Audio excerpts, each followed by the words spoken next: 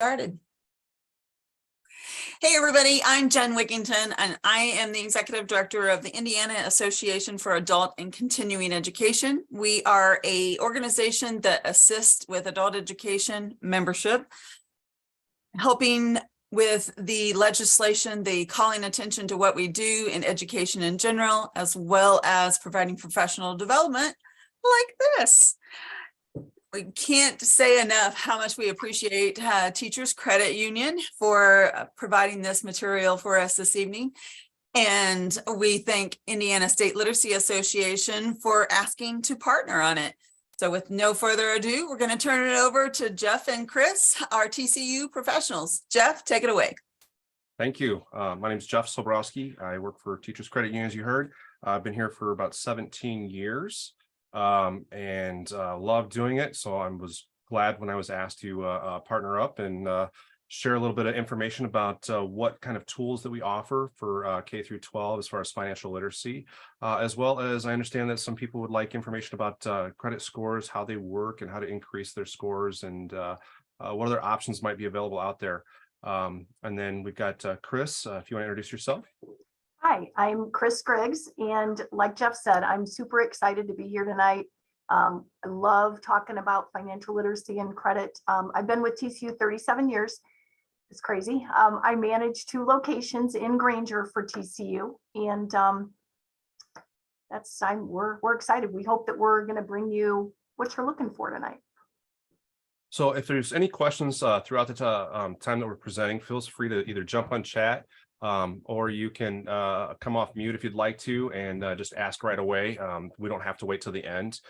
We try to keep it pretty informal the best that we can, because sometimes I have a tendency to talk fast and Chris has to remind me to slow down. It's just the way I'm built. I can't help it. I used to tell people when they were in person, kick me in the shins and tell me to slow down. So without further ado, then we will go ahead and get started. I'll share my screen.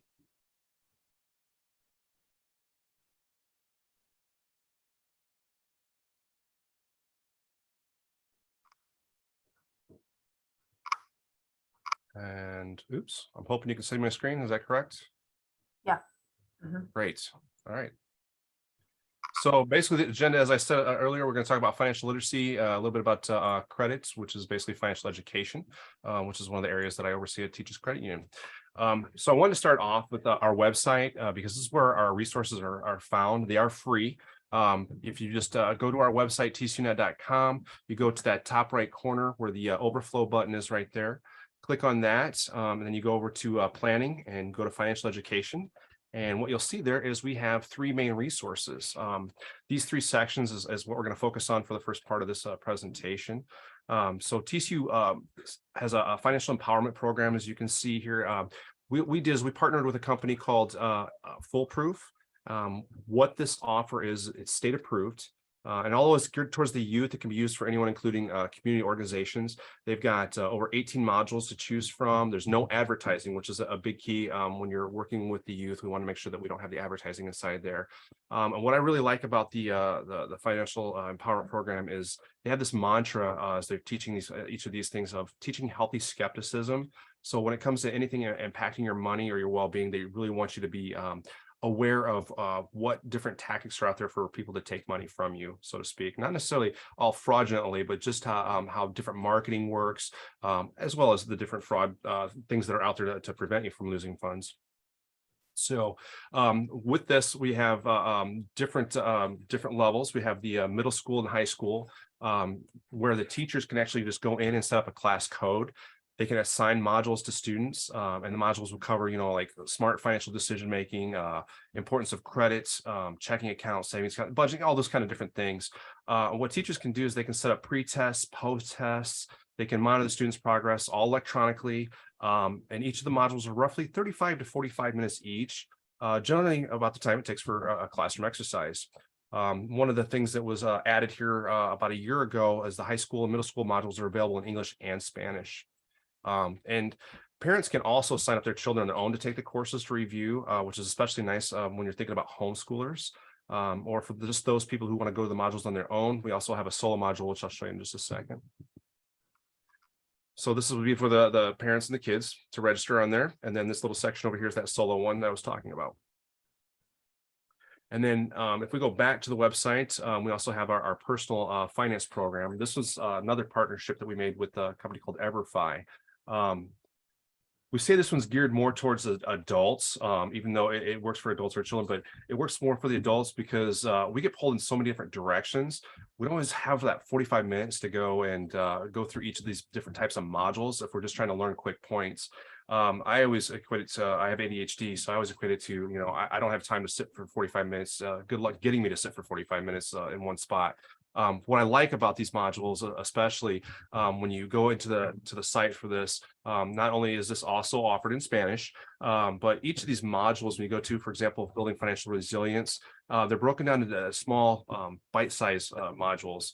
As you can see here, like for 5 minutes in length for building healthy financial habits. Most of these are between anywhere from 5 to 7 minutes long. They've got anything from this type of resources here. If you're starting a small business, different types of entrepreneurship, different stages of life. If you're going to be taking care of like a loved one later on in life, what kind of things to look for on those types of situations. And then lastly, on our website resources, we have a section called resources. And what this does is basically a snapshot of a bunch of different things that we're offering. We have financial education articles that we put out, quick tips. We have podcasts that I've got a few of those out there. Consumer guides, this is one of my favorite parts that's on there, but we also have calculators.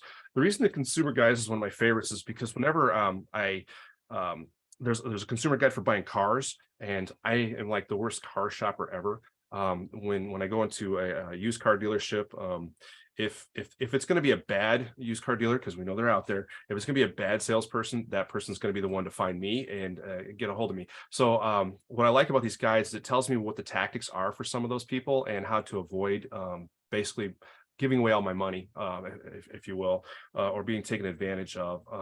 And then there's other consumer guides out there about taking care of a home after you purchase one, or how to purchase a home, what steps there are to before you go and buy one, the things to look for. So there's just different resources through those consumer guides, and then a bunch of different financial counselors, a bunch of different financial calculators that you can go through to look at your credit, doing budgets, doing looking at mortgage, paying down debt, just a lot of different calculators that you can go through and utilize for finances. And then we have different videos and such that can be reviewed. We don't have a lot of those up there yet. There's more on that first financial program that I showed that has a lot about, I don't know, 3 to 5 minute videos that you can actually go through and look up as well. So those are basically some of the resources that we have on our website. If you guys have any further questions, feel free to reach out. Like I said, these are all free programs. If you need help setting anything up in a classroom setting or on a personal level, you can also reach out on those as well. I'm checking to see if there's anything in the chat, any questions about that. I don't see any, so we will go ahead and move on to our next topic, which is going to be credit. Yeah. So on credit, we talk about what is credit, and it's the ability to obtain goods or services before payment based on trust that payment will be made in the future.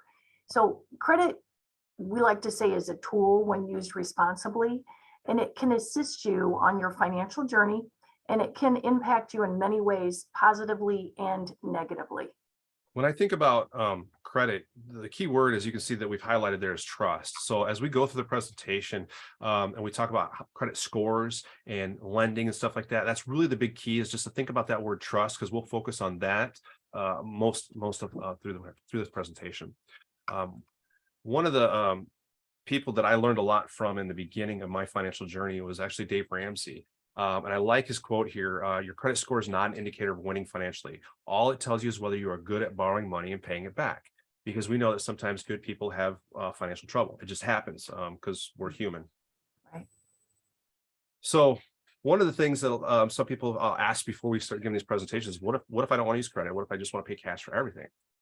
But maybe before you get into the but, what if you just want to, you're committed to paying for these things in cash, and you just never want to borrow because you're just concerned that something will get out of hand. If you're in a position where you can buy a home or a car or other big ticket items, it's great, but sometimes credit is used for some of those things. And although credit's not, essential to your financial success, it helps you at times when you don't have the money to pay for things like that all up front. So what we wanted to start off then is share some of the benefits of credit when you don't have that kind of cash. For example, getting loans, if you need a loan for something, again, big ticket items, things like that, or you have an emergency loan that you might need, this is a great way to, when you have credit, if you don't have any credit, it's going to be hard to do that kind of thing. Insurance is another one of those things.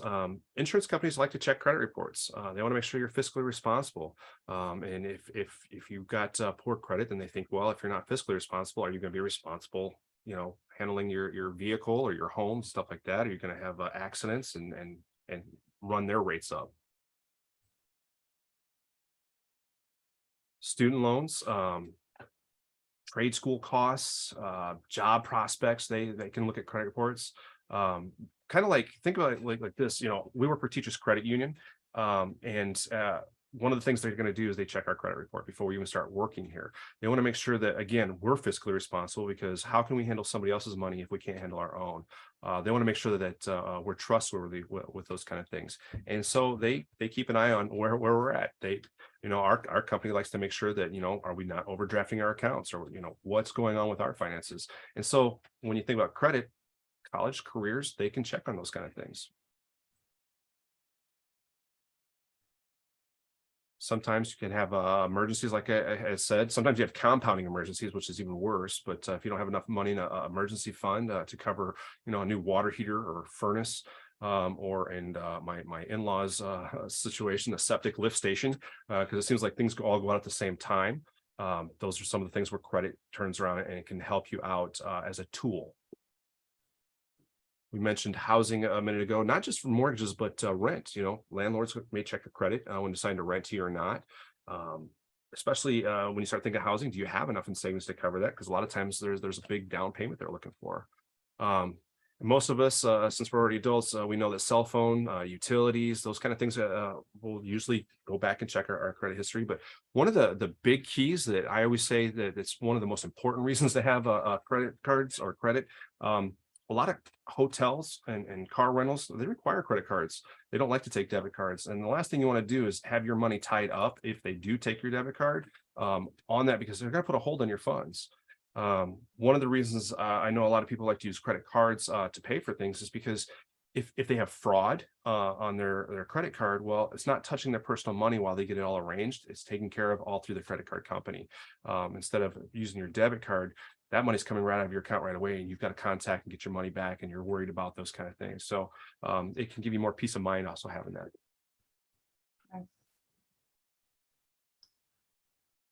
So then we talk about credit reporting agencies. So FICO scores.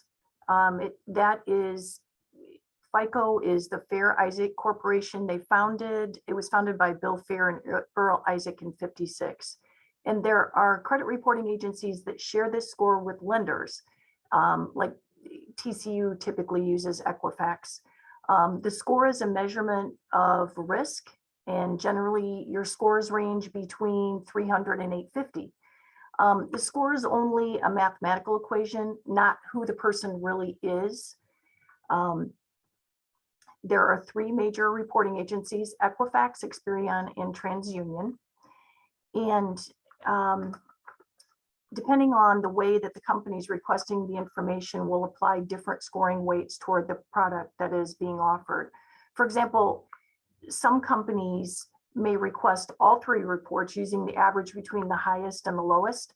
Some may use only the top score from all three. Some may average all three scores.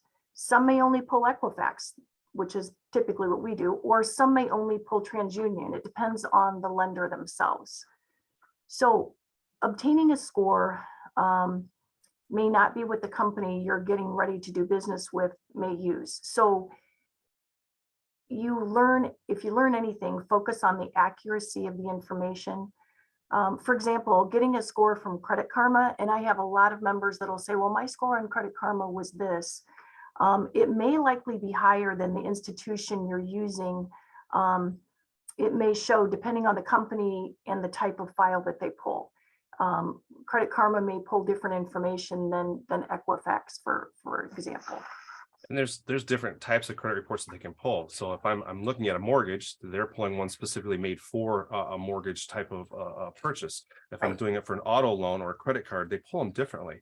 And so if they're going to add two different scores, they're going to pull one. Then knowing your score is not always as important as knowing the history that's on your credit report. And you'll Right. hear us talk a lot about that history. So Right. one of the questions we're always asked, so what goes into that FICO score? It's kind of important to know. And speaking of that history, do you pay your accounts on time? We're not expecting anybody to memorize what these percentages are, but when we go through these, you're going to see that 35% is the highest number, and that's where the biggest portion is into that credit score, whatever the algorithms are that they use. But do you pay your accounts on time? The amounts that you owe. It's not bad having a lot of debt, but are you extending yourself too far? Are you maxing out like your credit cards and things like that? Because once you start going past certain percentage that we'll talk about later, it starts to actually look like you have a higher risk of missing payments. How much new credit are you running around trying to get new credit everywhere you go? Because if you're applying for a different credit card here and a credit card there and an auto loan, all of a sudden you're just doing all this stuff over the next 30, 40 days. It's going to take a toll on your credit because again, it looks like, are you really maximizing? Or are you trying to overextend yourself? Are you used to making payments on time? And doing that, I want to interject real quick, Jeff. Sure. When you're applying for those different credit cards, every time you apply for something, an inquiry into your credit, it drops your credit score. And I don't think there's a lot of people that don't understand that. So that makes a good point. If you're going to go out and you're thinking about buying a car, you're thinking about getting a couple of credit cards, try to do them as close in time as possible, because then it looks like you're credit shopping instead of, somebody's not managing their credit well, and then it won't take as much of a hit on the score. It's still going to hit, but not as much. You're not going to lose like 50 to 100 points, which can make a big difference. And we'll go over that here in a little bit too. The length of time that you have credit, again, that comes to when we think about trust, how much you trust somebody that you just met versus how much you trust somebody over a long period of time that you met. So length of your credit history is part of that. Then there's what we call credit mix, and we'll go into that mix here in a few minutes. But there's different types of credit that you have on your credit report. So then let's look at credit scores. So typically, and this shows kind of the bad to the good.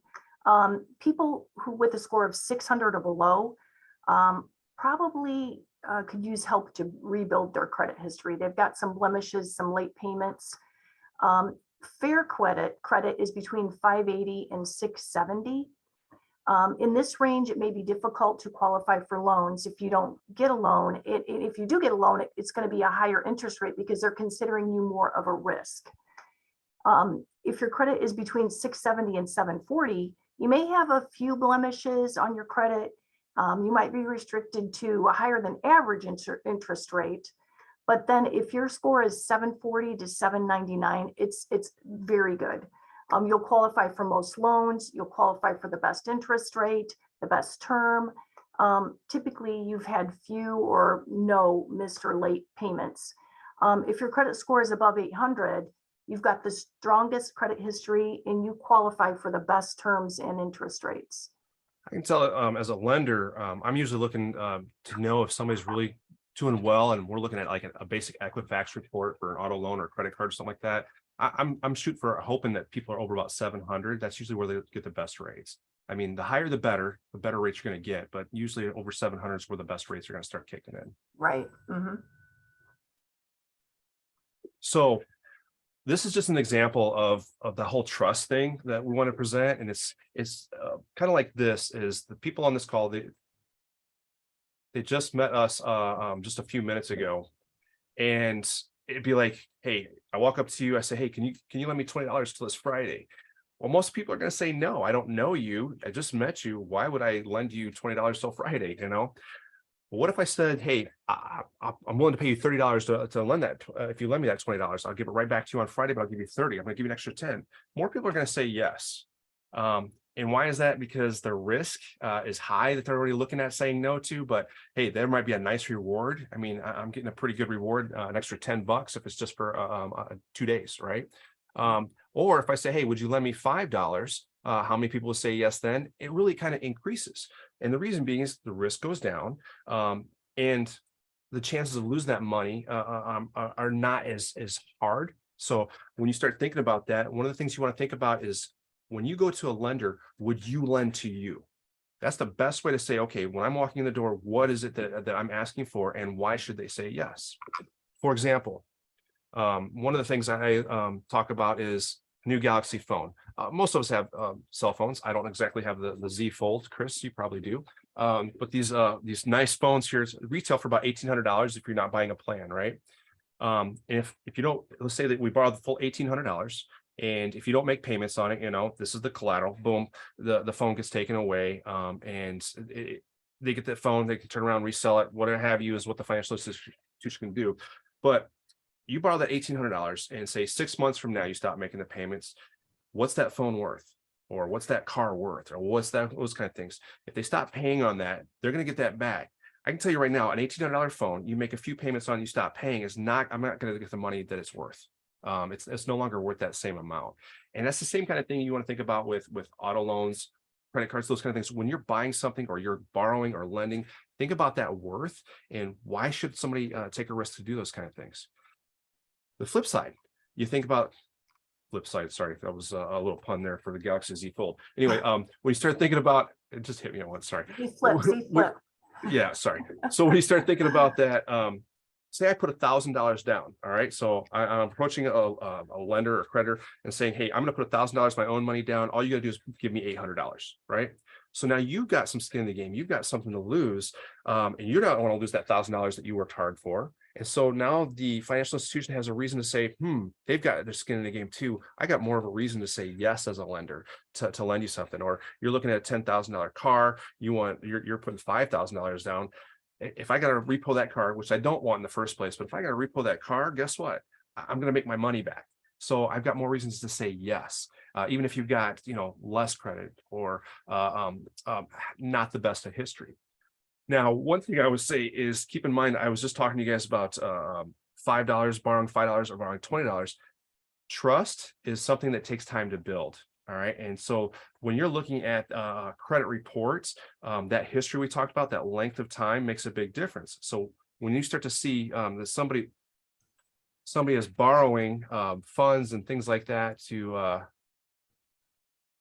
apologize, screens are flipping on incorrectly. When somebody is borrowing funds and you think of trust, you can't just go from $5 to $1,800 or from $5 to a $10,000 car, for example. You kind of have to build that trust up. So if I was borrowing money from somebody that I knew, they lent me $20, I paid them $30, then they lent me $50, then lent me $100, start to build that up over time. And that's one of the big keys on that. So when we talk about looking at those credit reports, we always talk about them as like an adult report card. Right. So what do financial institutions look for when you're coming to them for credit? We look at character, which is credit history of your payments, capacity, that's debt ratio, what you've got coming in as opposed to what you've got going out, what can you afford? And then we look at capital. How much do you have of your own that you already have or own? And then we also look at collateral, just like Jeff said, the phone as collateral. Can we pledge an item to secure the loan, whether it be a car, whether it be a home for a home equity, and then conditions, the purpose of the loan, the amount of the loan, and the interest rates. So good financial institutions will talk with you, review your credit history, and make recommendations to help you increase your score if necessary. We work with members all the time to help them do that. You're more than just a number to on paper. Sometimes bad things happen to good people, things that you don't plan. So we had a question in the chat that I wanted to address. It says that I currently pay a monthly subscription fee to TransUnion to monitor my credit history score, and I'm able to pull a new credit report on an unlimited amount of times. What is my experience and the most affordable and proactive way to monitor one's own credit? There's a few ways to do that. Remember that when you're pulling it from TransUnion, it might be different when you go to a different financial institution for that actual score. So I wouldn't focus on the score as much as I would focus on accuracy of that credit report. That's going to be the big thing. You don't necessarily have to go out and pay for a monitoring service. I've got two different monitoring services, and believe it or not, I pay nothing for either one. A lot of times on your credit or debit cards, they'll give you free ones that sometimes you just have to go and look at the small print on the account details and stuff like that. You'll find there's freebies out there. And I have one that comes along with my checking account. And so I just check those about every 90 days for accuracy. And they send me a notification that says, hey, your credit has changed, or if I've been on the dark web or anything like that. I think it's good to monitor it. So if you can't get them for free, I'd pay a fee. It'd be worth it to me just to keep an eye on those kind of things. I'm from the camp where I don't shut my credit down. Some people say, you know what, just freeze your credit, don't worry about it, and then you can just lift it. I'm not as proactive. I'm probably more reactive, but I'm not as concerned because I don't see any reason why somebody's going to come looking specifically for me for my stuff. I shred my stuff. I'm very careful on the internet. So I've taken all the steps. I think it's a personal preference on which risk you prefer to take. If you want to lock it down, then I don't have to watch it at all, or just monitor it. So I do monitor as well.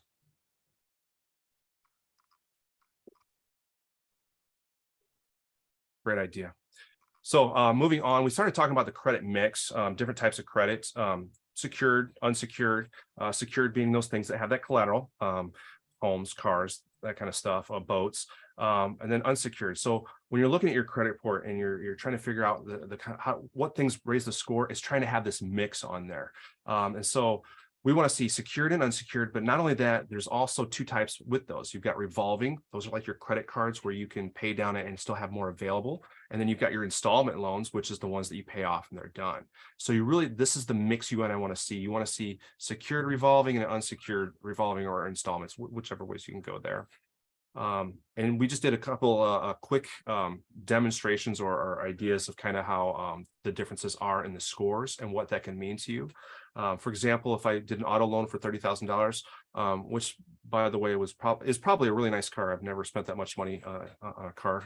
Love to, but poor kids can't do it. Anyway, 6-year auto loan, somebody with a 722 score versus a 630. And so basically what this is saying is somebody that might have made one late payment in the last couple of months can knock down almost 100 points. So the interest rate is going to be different, right? The risk goes up when the score comes down. So a 4.25 versus a 7.25. Now, 3%, we know can kind of be a lot. When we're looking at payments, you're talking, about $45 difference in payments. If I were to look at the interest over that 6 years, didn't pay the car off early, or car, truck, whatever I'm buying, I'm going to look at a difference of about $3,045, right? Wow. The key here would be can I wait 6 months to save $3,000? Do I need that $30,000 car at that higher rate or lower rate? And we know that rates are starting to go up. So it's something to consider when you're thinking about scores. If you get a ding on your score or something like that, think about, can I wait before I make some large purchase like that to save the money?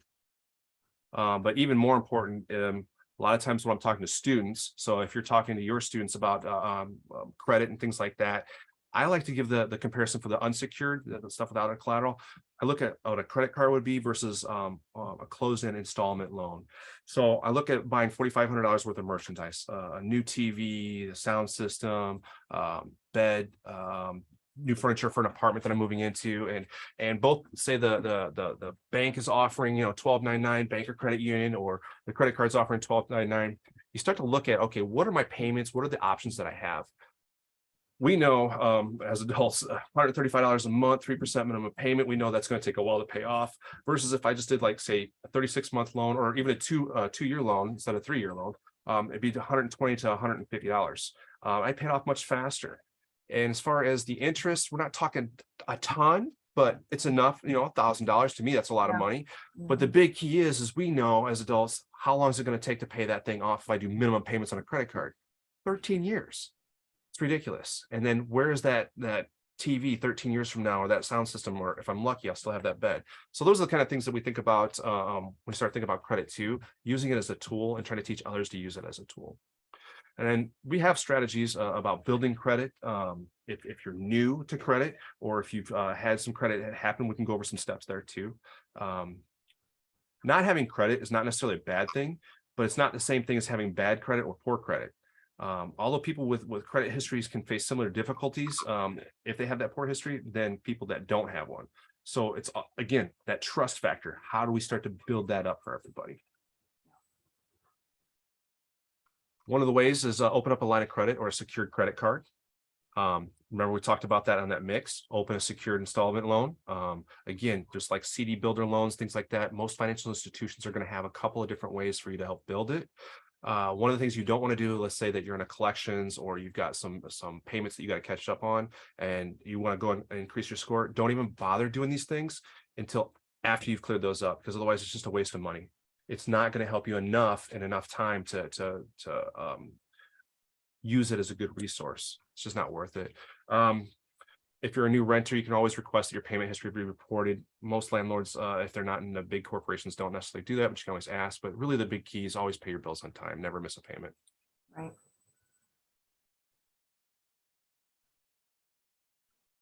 So some of the things that you can do right now to improve credit, or if you're just thinking, hey, I just want to get my credit score better. It's not bad, but I want to get it better. When you think about credit cards, make sure that you don't max them out. All right. We generally say keep them below 30% of the max. So if it's $1,000, keep it below $300. One of the things growing up, I always thought that you had to, charge it up, pay it down, charge it up, pay it down. I thought that was the best way to build credit. And that's not necessarily true. The key here is keeping it below that 30%. So you charge a tank of gas the next month, you can pay that thing off once you get the bill. That's going to continue impacting your credit score in a positive way. But again, you don't make the payments or you start going over that 30%, you're going to start seeing that score go down. Right. Obviously, on-time payments, as we mentioned before, pay them on time. If you can't make it on time, make a phone call. If you know for any reason whatsoever that you're going to be late, before it becomes late, that kind of thing, see if you can contact that creditor, see if there's any kind of options that you have before it becomes late. Because again, it's that long-term impact on your credit report. It takes longer to fix. I just thought of something too. When I was asked about when you had asked about that whole credit report monitoring, I worked for a company for 13 years that offered credit cards. And that company, when I left there, I went ahead and paid off everything. I didn't owe them a penny, and I closed out that credit card. 6 months after the fact, they showed a late payment. It was already closed. I didn't owe anything.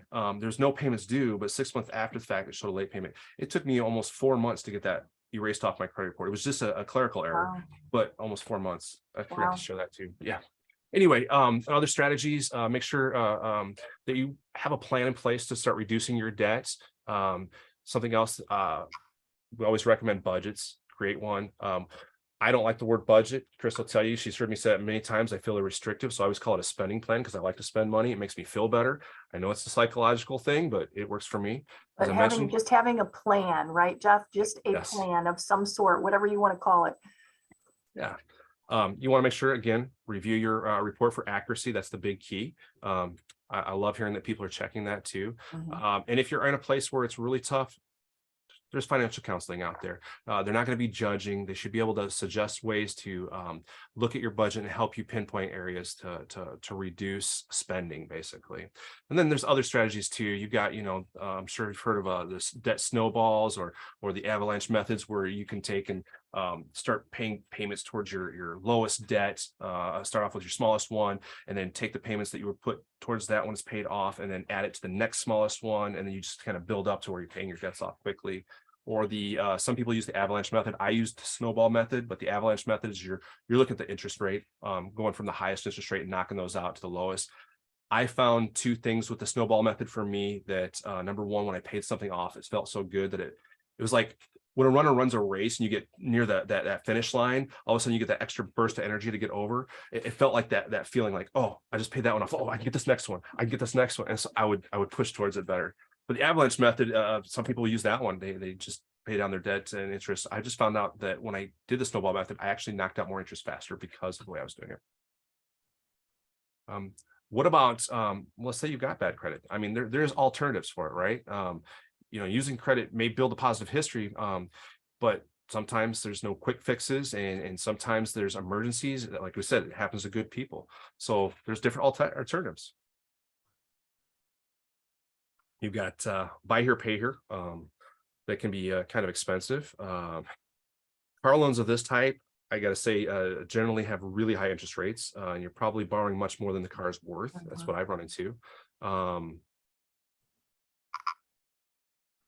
Options, rent to own. Again, sometimes there's furniture, electronics, things like that. You can buy your item through weekly payments. Again, I think that the cost of that is pretty high. This one is becoming very popular right now. If you're shopping online, things like that, you're going to see the buy now, pay laters. One of the roles that I play at Teachers Credit Union is I oversee the financial well-being, and I do surveys and things like that. And one of the things that we've learned, and Gallup is where we get some of this data too, is 70% of decision making is emotional. 70% of what we do is emotional. So I always say turn off those one-click options, and things like this is one of those things can easily create a pattern of challenges that will impact your credit later on, because you think, oh, I can afford this, and all of a sudden you've got a couple of different things, and then one little emergency, boom, you just get nailed. Payday loans is another one that turns into a cycle for a lot of people. Unfortunately, in our world, we see a lot of people, because once you go to the payday lender and you write that check, and once they go to cash it, well, you come up short again and again, and it just keeps costing you so much money, and you just get stuck in a cycle. Well, and the interest is horrible. It could be upwards of 400%. And we're not saying that, you're not kidding. We're not saying that you can't do those things. We're just saying that these are some of the alternative credits out there that can be very expensive and challenging and hard to get out of. So you want to try to avoid these things if you can. Family and friends are not necessarily a high interest, but often there's that feeling of beholding to them.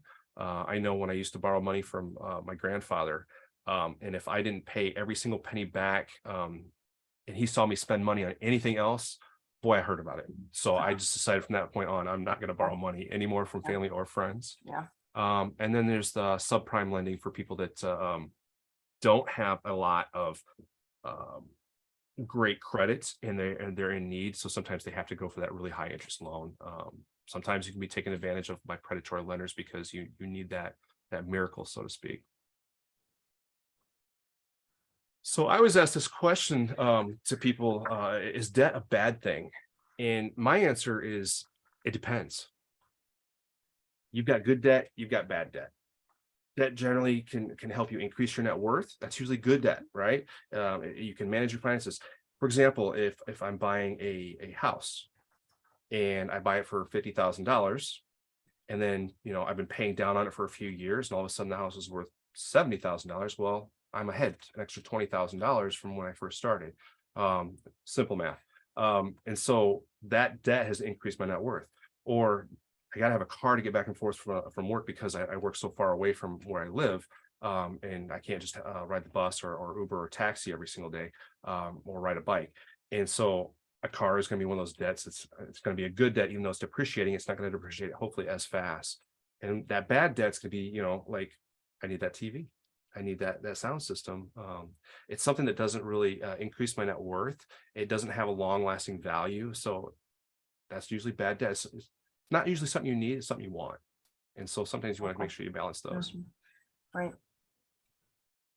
And then basically we wanted to just let you know again where this information is held. It's on tcunet.com, plan financial education. That's what I was showing you guys earlier in the presentation.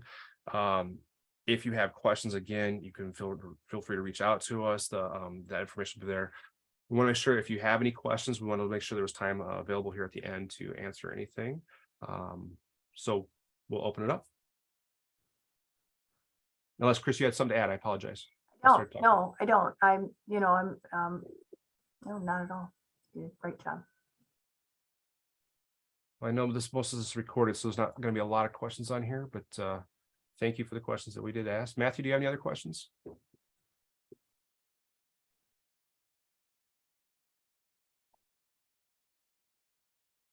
Awesome. Thank you. You're welcome. Well, I want to thank you all for your time. Again, my name is Jeff Soborowski, Teachers Credit Union. I'm going to stick my email address here in the chat. And Chris, if you want to throw yours on there, in case anybody needs it, feel free to reach out anytime.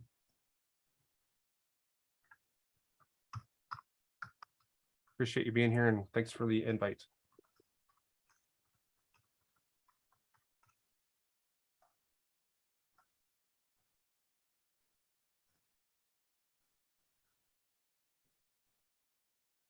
right, we'll hang on here for a couple other minutes, but thank you again for attending. Feel free to drop off at any time.